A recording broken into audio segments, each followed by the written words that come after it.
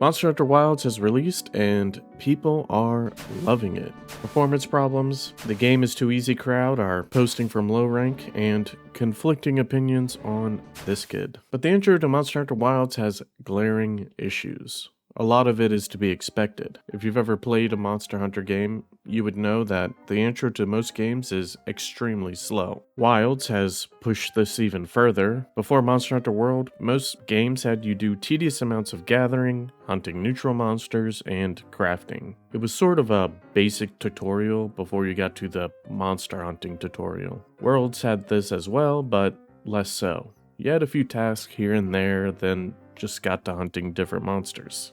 Easily the worst part was escorting the cart around. We're just walking around slowly, being talked at. Slow walking NPCs is one of the most universally hated tropes in video game history, so it's confusing when devs continue to put it in their games. At this point in the current year, it almost feels like an insult. I'm building up this talking point, but obviously, if you played Monster Hunter Wilds, you know what I'm talking about. From start to finish, there are a lot of these kind of interactions.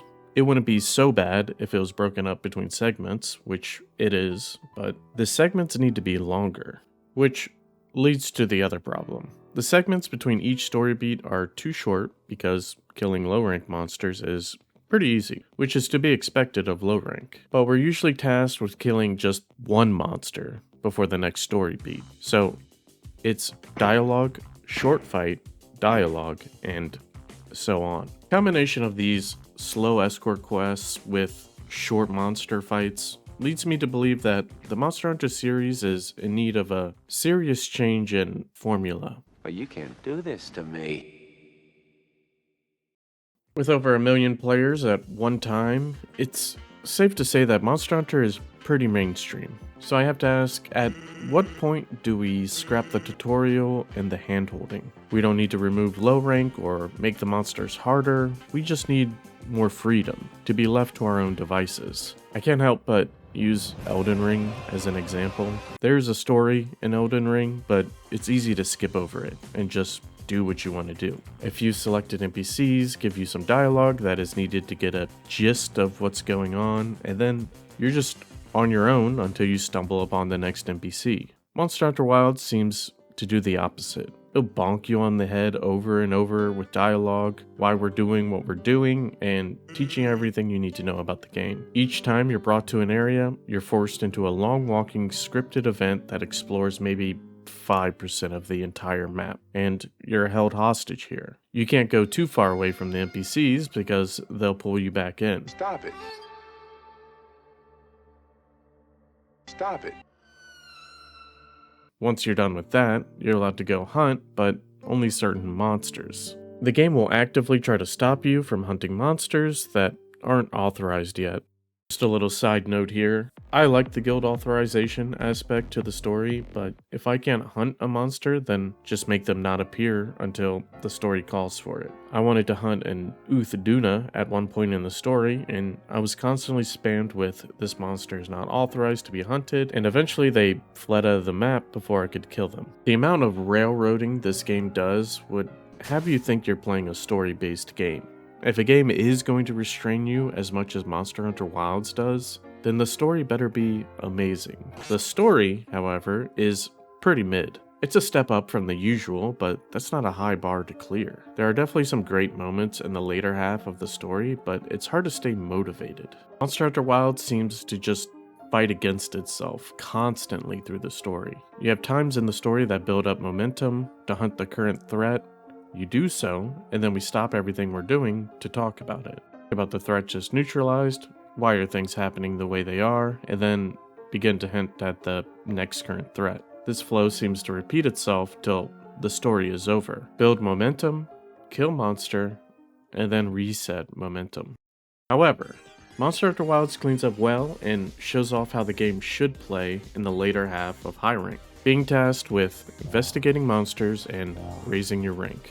This part of the game plays exactly how the rest of the game should have been. You get to go out and hunt monsters of your choice, and once a certain rank is achieved, you're given some story. Now, this isn't anything new. This kind of structure was in Worlds and Rise and other games, but if we were to apply it to the intro of Wilds, you'd probably end up with a better experience. Having the task of investigating monsters and raising your rank at low rank allows you to experiment, try out the low rank gear, and explore new areas. Since you'll be tasked with hunting a few monsters, you'll be able to farm gear and weapons without being punished for doing so. Punished as in you're sitting around crafting low rank gear while everyone else is getting closer and closer to high rank. It's an idea, but after going through the issues and coming up with stupid ideas, it's become clear that all of this just stems from one thing: low rank.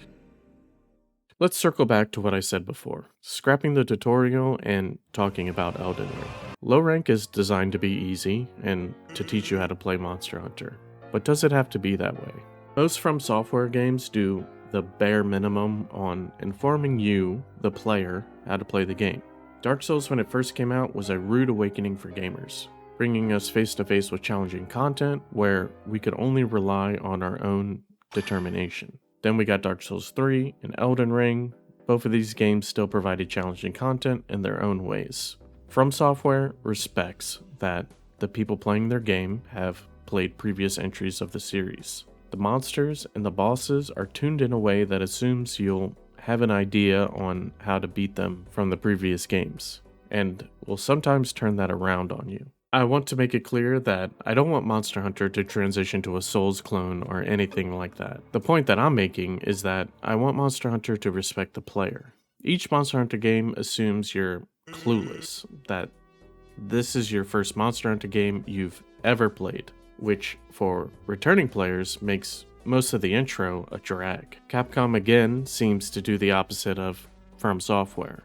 As more entries are released, the difficulty for the intro becomes lower and we're stripped of more freedom. I don't want people to get filtered out by low rank. I want low rank to be interactable. The gear and weapons are waved off and never touched. The only time I felt inclined to make low rank gear was because one set had weakness exploit on it, and I hate myself. Low rank is breezed through so fast it makes you wonder why they waste time and resources on putting it in the game in the first place. It's mainly used as a tool to safely get you through most of the story, introduce you to the new cast of monsters, and teaching you everything there is about the game. That in itself isn't a bad thing, it's just the way it's done in Wilds feels lackluster.